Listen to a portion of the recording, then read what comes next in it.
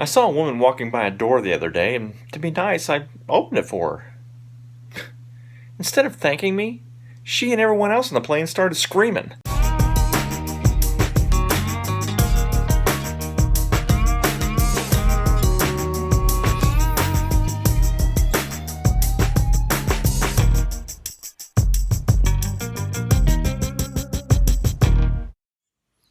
What's up, everybody? Today is going to be episode 1 of Project Failblazer. We're going to go ahead and start working on the Trailblazer here, getting the front end replaced. As you know, we bought this truck at the end of last year, from November of 2017, and we bought it for a song. I mean, we practically stole it. We've got quite a few parts on the front end that need to be replaced, and I had priced all those things, and it was roughly $1,000 for all these front end parts that we're going to need. And I ended up finding on Craigslist this Trailblazer with a blown engine. It is a 2004. It's essentially identical to what we own. It's got the inline 6-cylinder. It's got a functional 4-wheel drive. Air conditioning works. The front end just had all new ball joints and stuff worked on in the front. So we're going to yank all those parts off of this and put it onto my wife's Trailblazer. So you can check out my other videos. You can see the video where we purchased that and you can see what kind of condition it was in when we bought it. Had a lot to do to clean it. And then you can check out the silver Trailblazer video when we went and purchased it for $460. So let's go ahead and get started.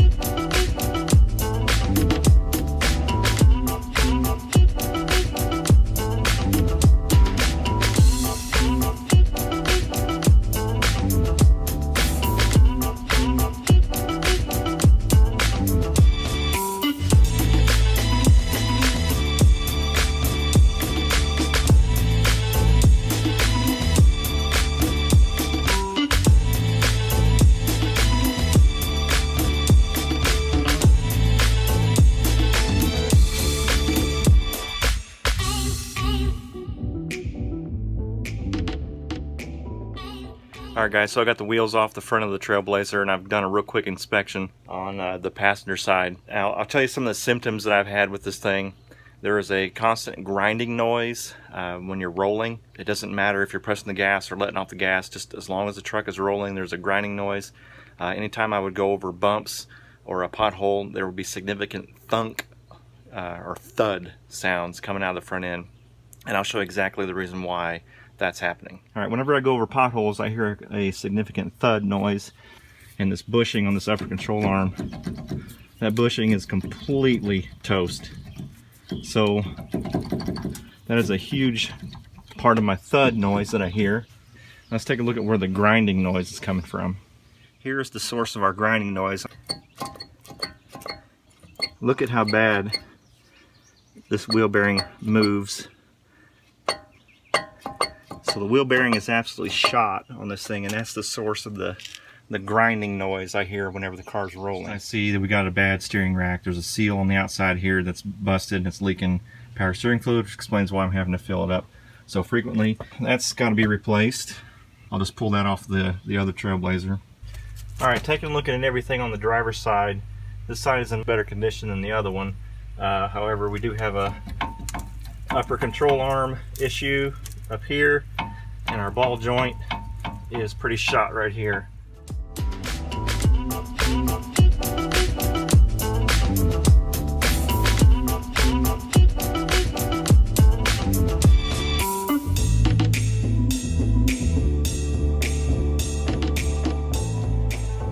Alright, just real quick, I want to show you how bad this front wheel is.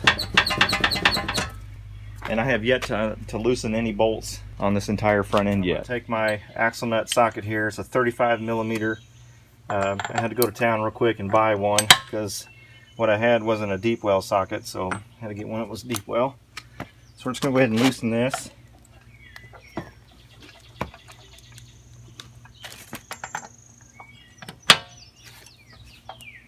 Alright, here's a pretty good example of what bad upper ball joints and upper control arm bushings will do to a tire.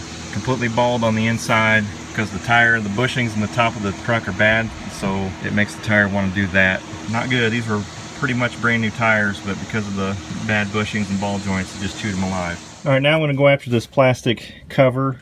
Underneath here, there are 4 15mm bolts here, here, down there, and down over here. Taking this off will give me access to the axle to be able to push it out whenever the time comes. So, all right, my goal is to remove this whole steering component in as much as one piece as I can. I think if I disconnect the lower control arm, disconnect the brake lines, take off the caliper, undo this bolt right here, and then undo the lower control arm bolts down here on the frame, and then remove the sway bar linkage there.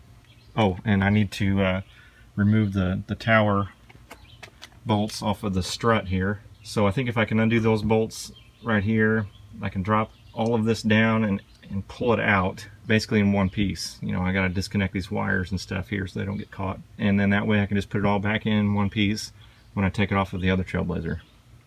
But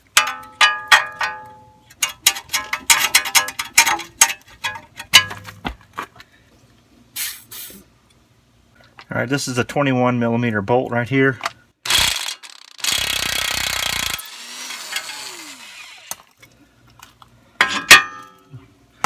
That was easy enough. All right, got an 18mm wrench and a socket.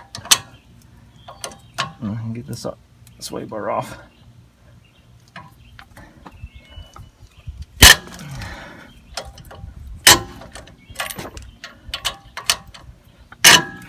Okay, this bolt here is a 15mm.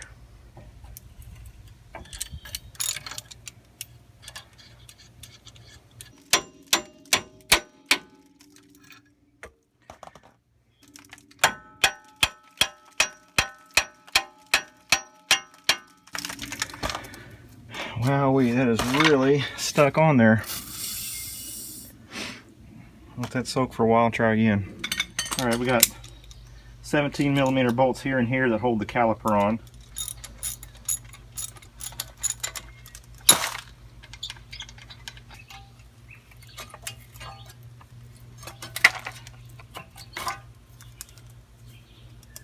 It still looks like it's in pretty good shape. Okay, we're going to get these bolts off right here, that way the brake line and everything is free. We'll go after these strut tower bolts up here, and then we're going to go after these lower control arm. There are 2 big bolts on the frame. Alright, 2 10mm bolts right here, and we'll get this brake line off of here.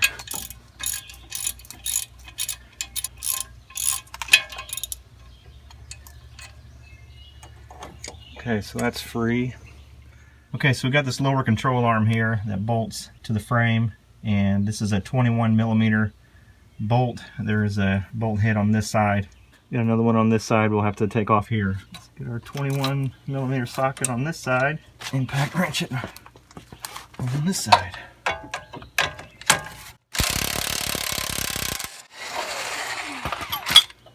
There we go. Okay, this side's going to be interesting because the steering rack's in the way. I don't know if I can get a socket on there or not. Barely.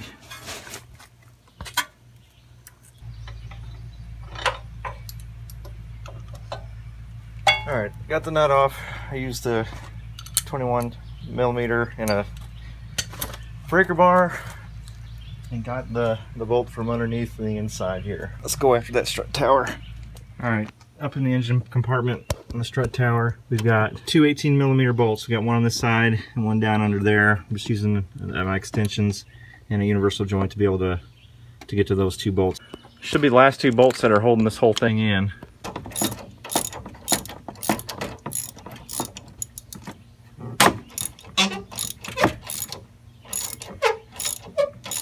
Alright, so I took that bottom cover off, and that gives you access to the back side of the axle here.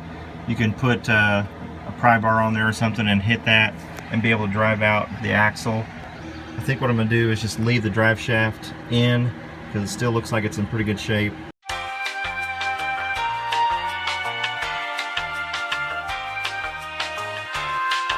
I'm just going to take the nut off of the hub here and then take all of this off, leaving the drive shaft in. I just have to pull out the bolts for the lower control arm, and I think everything should come out. Hopefully it all pulls out in one piece. All right, I took my spare jack, lifted up the whole assembly, got my hammer, and was able to knock out the bolt holding in the lower control arm. And this thing should be ready to come free. There goes nothing.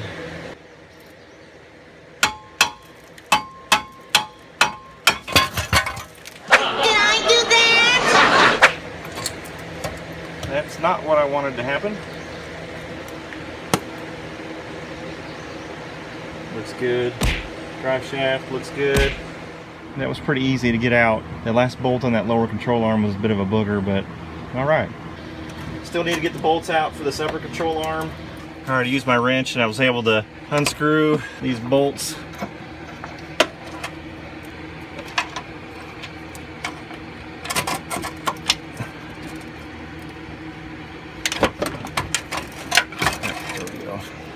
See just how bad that upper bushing was. Pretty much non-existent.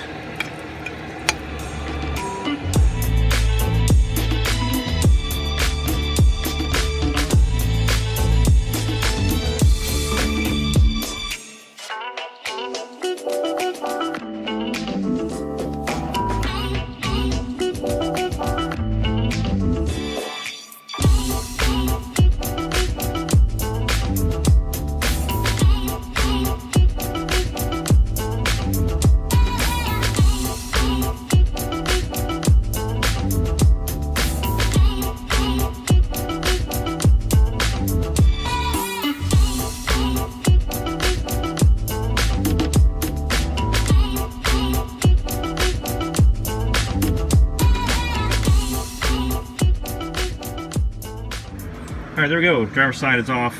That went a lot faster than the passenger side. I really goofed. I yanked the drive shaft out of the knuckle there. I should have worked on trying to take wheel bearing off the end of the drive shaft there. The other side, as you saw, it came off, just came out really easy. I just kind of assumed it would do the same over here. I should have known better. What I can do is just tap on the back side of that and knock that completely out. So we'll see. One other thing I want to show you. I really spent a lot of time up here trying to get this upper control arm off. The bolt, as it comes out, it goes straight into the side of the interior of this fender here. So I took my pliers and I bent back the metal just so that bolt would come out free.